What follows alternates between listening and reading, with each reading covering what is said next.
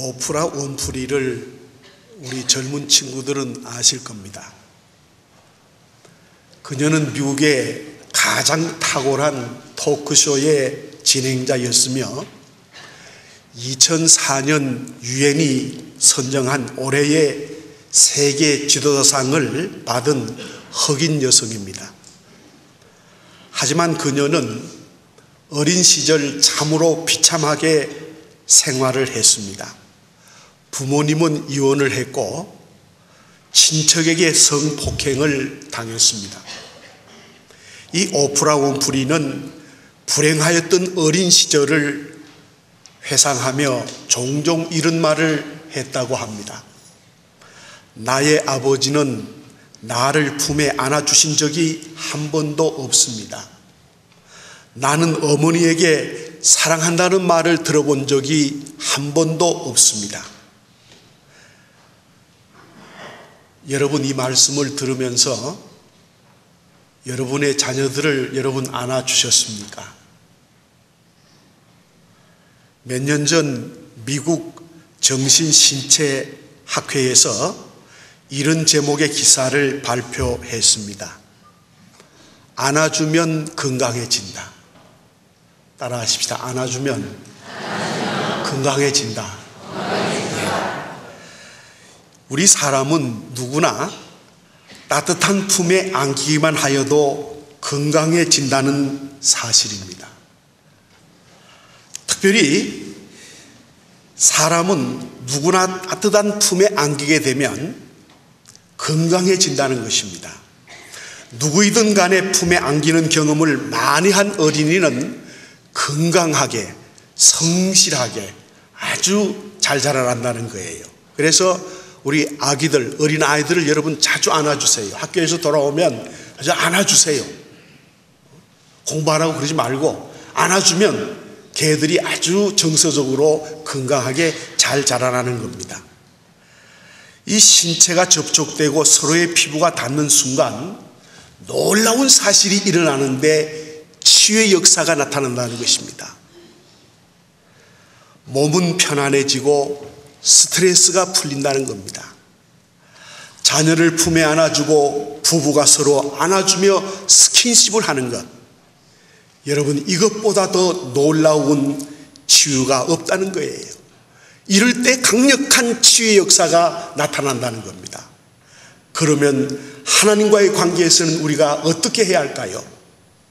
어떻게 할 때에 하나님의 치유를 우리가 경험할 수 있습니까? 오늘 우리는 그 답을 본문의 말씀 가운데서 찾으면서 함께 은혜를 나누려고 합니다. 오늘 본문의 내용은 둘째 아들이 아버지의 집으로 돌아왔을 때의 일을 다루고 있습니다. 아버지의 집으로 돌아온 둘째 아들, 며칠을 굶었는지 눈은 쑥 들어가고 얼굴은 해골 같습니다. 수염은 덥수룩하고 목에는 떼국물이 줄줄 흘러내리고 있습니다. 그런 둘째 아들이 멀리 동구밭에 보이자 아버지는 그냥 맨발로 달려나가 아들을 맞습니다. 그리고 아들의 목을 안고 얼굴을 비비면서 입을 맞춥니다. 그리고 아버지는 웁니다. 그리고 나서 아들을 데리고 집으로 다시 들어옵니다. 집에 도착한 아버지는 종들에게 이렇게 말합니다. 제일 좋은 옷을 가져다가 이 아들에게 입혀라. 값비싼 반지를 손에 끼워주어라. 가장 멋진 신발을 신겨주어라. 살찐 송아지를 잡아라. 우리가 함께 즐기자라고 그렇게 말합니다. 이렇게 말하는 이유에 대하여 설명합니다. 이 내 아들은 죽었다가 다시 살아났으며 내가 잃었다가 다시 얻었기 때문이라고. 그 순간 아버지는 온 세상을 다 얻은 것처럼 기뻐하고 감격해합니다. 그렇다면 아버지는 무엇이 그리 기쁘단 말입니까? 어찌하여 둘째 아들이 죽었다가 다시 살아났다고 말하며 또 이를 인해 그렇게 기뻐하는 것입니까? 둘째 아들은 죽었다가 살아난 것이 아닙니다. 아버지의 유산을 미리 상속받아서 그 재산을 먼 나라에 가서 다 탕진해버리고 돌아온 아들이었습니다. 배은망덕한 아들이에요. 그런데 무엇이 그렇게 아버지가 기쁘단 말입니까? 우리가 흔히 죽었다가 다시 살아났다는 표현을 쓸 때는 어떤 때입니까? 교통사고가 나서 죽을 뻔하는 때, 또 정말로 생사의 기로 서 있었는데, 또 의사가 가망이 없다고 포기하는데 기적적으로 살아났을 때, 그때를 가리켜서 우리는 죽었다가 다시 살아났다고 표현을 합니다. 그러면 둘째 아들, 이 아들이 교통사고가 났습니까? 이 아들이 무서운 중병에 걸렸다가 살아났습니까? 아닙니다. 그렇다면, 만약에 그렇게 되었다면 잔치를 벌여야지요. 송아지도 잡고 동네 방네 떠들썩하게 잔치를 하는 것이 옳습니다. 하지만 둘째 아들은 그런 적이 없습니다. 그는 부잣집의 아들로 태어나서 유복한 생활을 살았습니다. 단 한 번도 먹는 것, 입는 것으로 어려움을 맛본 적이 없는 행복한 연속이었습니다. 그리고 먼 이국 땅으로 갔을 때는 또 어땠습니까? 아버지가 주신 유산 전부를 유흥비로 말아먹는 두려막심한 그런 아들이었습니다. 그리고 나서 아프고 힘든 고통의 시간을 보냅니다. 돼지를 치면서 돼지들이 먹던 주염 열매로 배를 채웠고, 그 기간은 극히 짧은 시간이었습니다. 설령 그 기간이 길었다고 하더라도 돈이 떨어지면 죽은 것입니까? 거지꼴이 되면 죽은 것입니까? 도대체 왜 아버지는 둘째 아들이 죽었다가 살아났다고 말을 하며 잔치를 벌이는 것입니까? 이러한 아버지의 행동을 마을 사람들도, 그리고 집안 하인들도 그 누구도 이해하지 못했습니다. 심지어는 당사자인 둘째 아들까지도 이 일에 대해서 이해할 수 없었습니다. 그냥 하인 중에 하나라도 좋으니 받아주시기를 소망하며 집으로 그는 돌아왔습니다. 자신의 얼굴을 볼 때에 펄펄 뛰며 역정을 낼 아버지의 모습을 생각하며 그는 집으로 돌아왔습니다. 그러나 그의 눈앞에 펼쳐지는 의외의 상황에 그는 깜짝 놀란 것은 바로 둘째 아들 자신이었습니다. 아버지가 아들을 보며 이렇게 기뻐하는 것, 그것은 아버지가 그 무엇보다도 소중하게 생각한 것이 있었기 때문입니다. 여러분, 그 소중한 것이 무엇입니까? 그것은 바로 아들의 영혼이었습니다.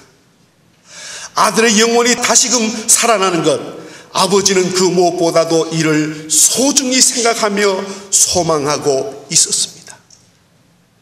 사랑하는 우리 성도 여러분, 영혼이 죽으면 아무 가치가 없습니다. 그렇다면 인간의 영혼이 죽고 사는 것이 여러분 무엇에 달려있다고 생각하십니까? 세상보다 하나님 아버지를 더 사랑하고 즐거워하면 그 영혼이 살아나는 것입니다. 성도 여러분, 하나님을 사랑하시기 바랍니다. 하나님을 더 즐거워하시기를 바랍니다. 하나님 생각만 해도 마음이 좋으시기를 바랍니다. 그럴 때 내 영혼이 살아나는 것입니다. 여러분, 영혼이 잘 될 때 범사가 잘 되고 강건하고 그렇게 되게 되어 있는 것입니다.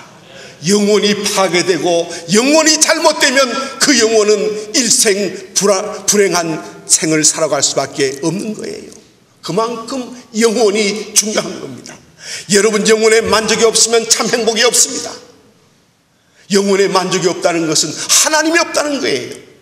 하나님이 없다는 사실은 아무리 많이 소유하고 아무리 많이 가지고 다 가지고 있어도 하나님이 없으면 그 사람은 철저하게 불행한 사람이에요.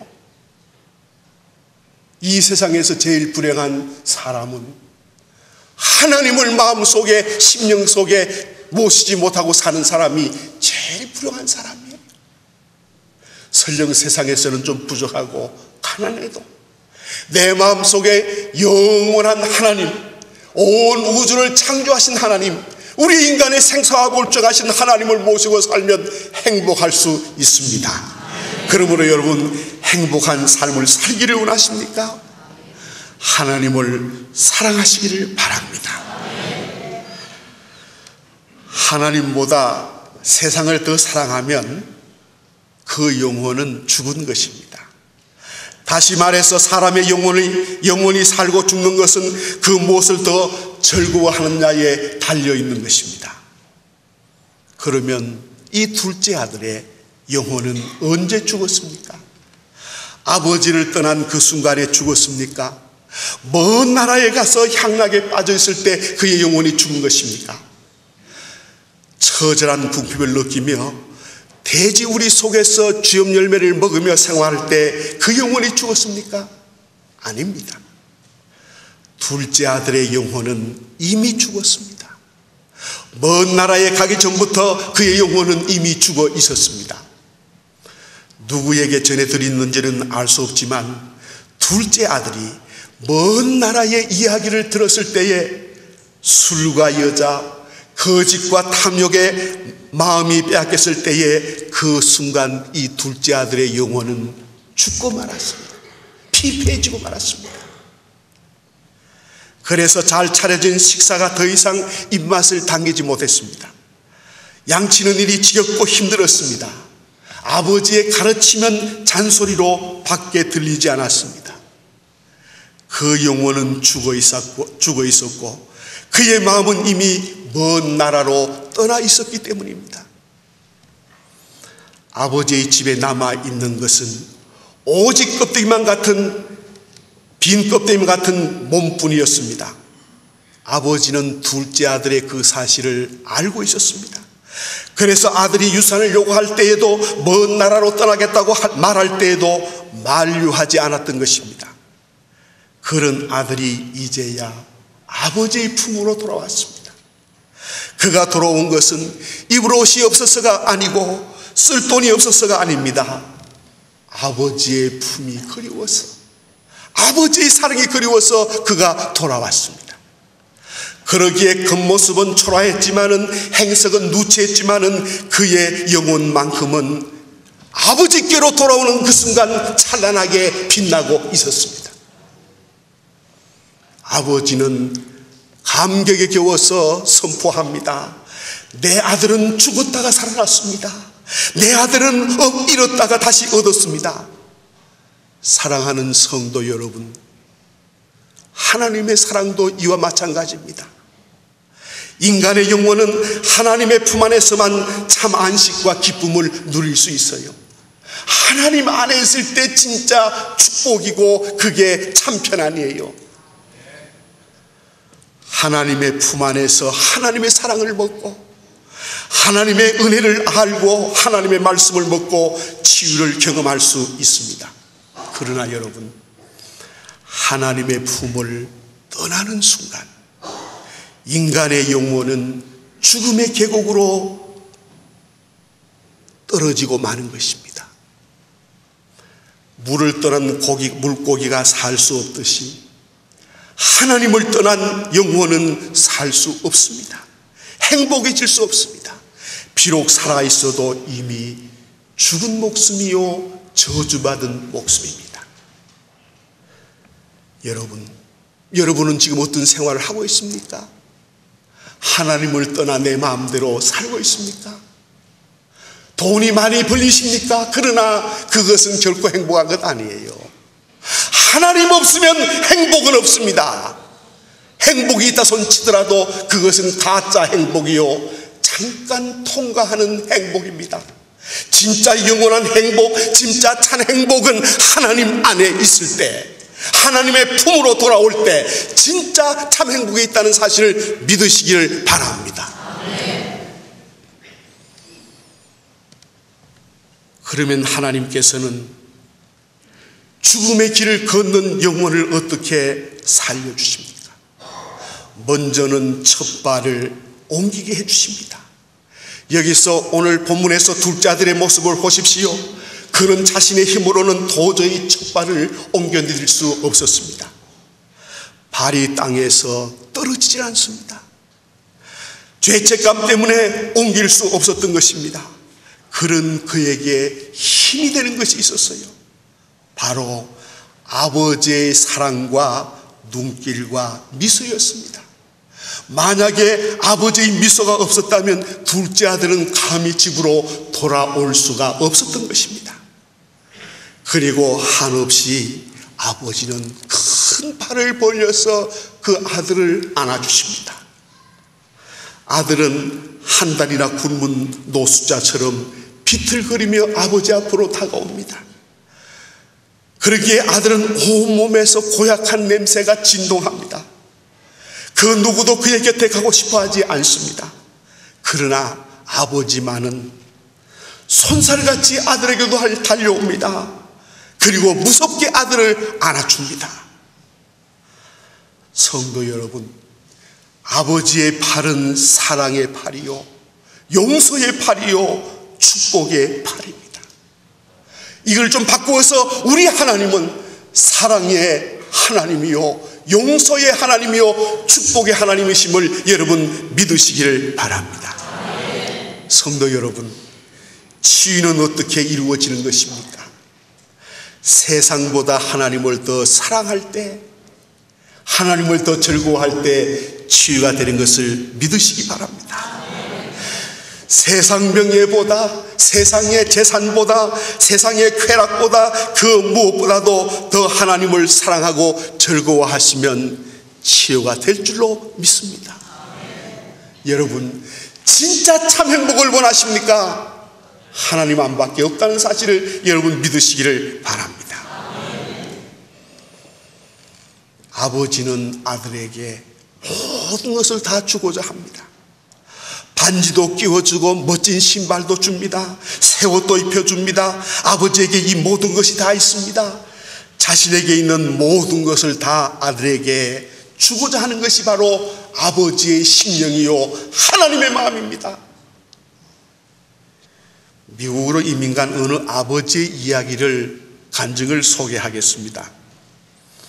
그 아버지는 요즘 그 무엇보다도 부러울 것이 없는 그런 삶을 산다고 고백을 합니다.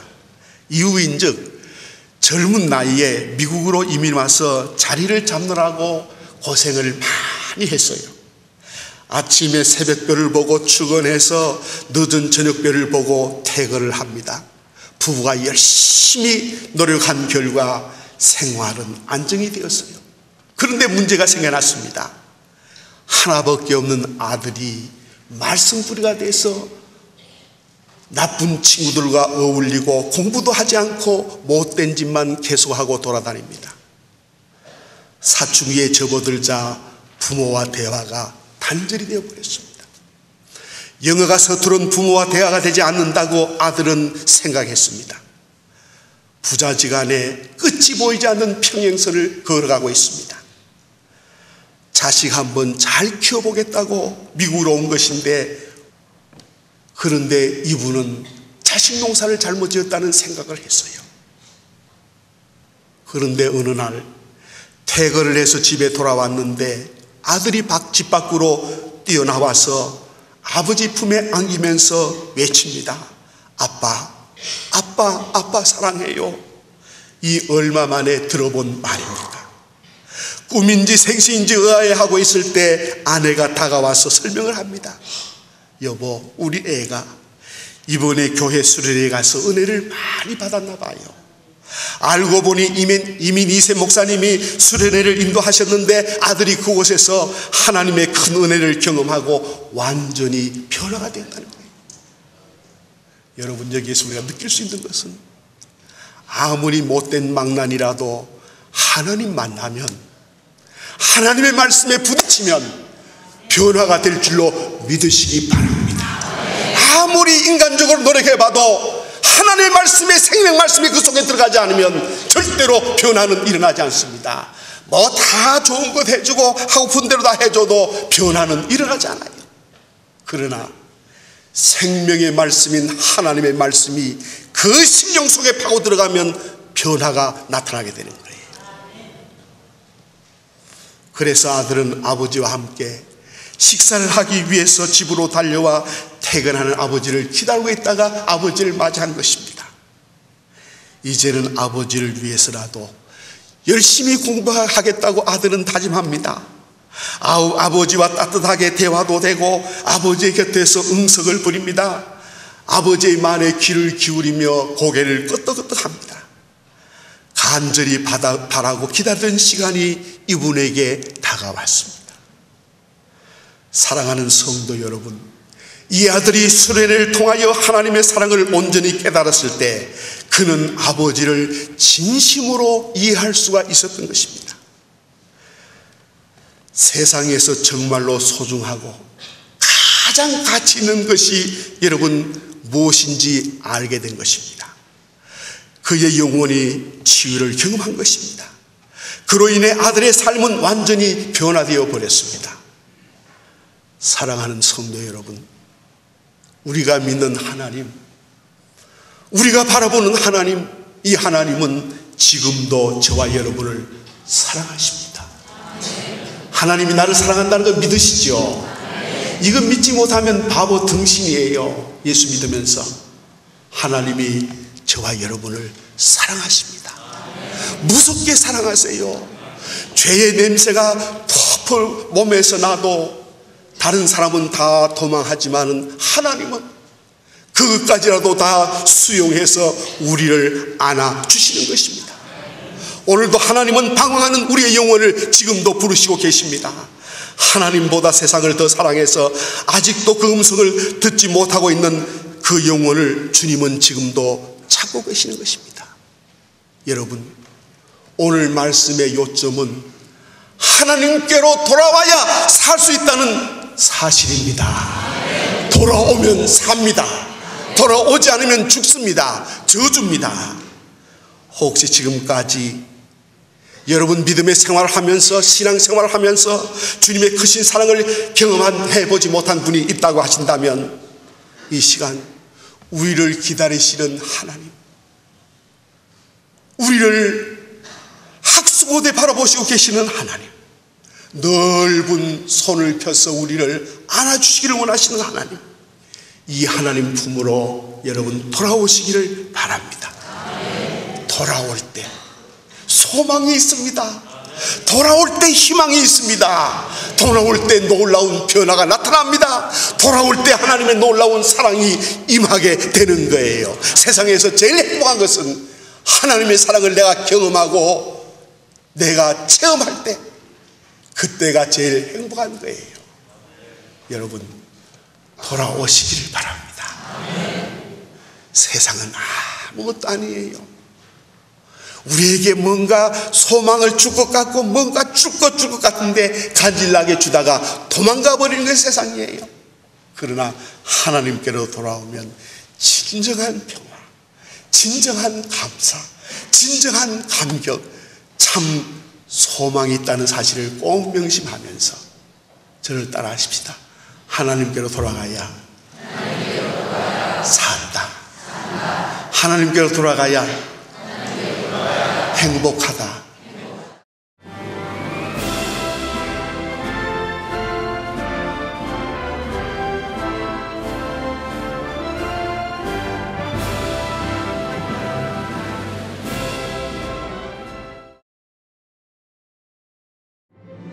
청주 CBS가 주최하는 제2회 CBS 전국 청소년 실용음악 콩쿠르가 5월 31일 서원대학교에서 열립니다. 초중고등부와 대학 일반부가 참가하는 실용음악 콩쿠르는 보컬과 기타, 피아노, 드럼, 타악기 등 청소년들의 넘치는 재능과 끼를 겨루는 무대가 될 것입니다. 대상에는 문화체육관광부 장관상과 500만 원의 상금이 주어지며 각 부문별 최우수상은 100만 원의 상금이 주어집니다. 접수는 오는 4월 21일부터 5월 2일까지로 자세한 사항은 콩쿠르 홈페이지나 청주 CBS 043-292-4100으로 문의하시기 바랍니다.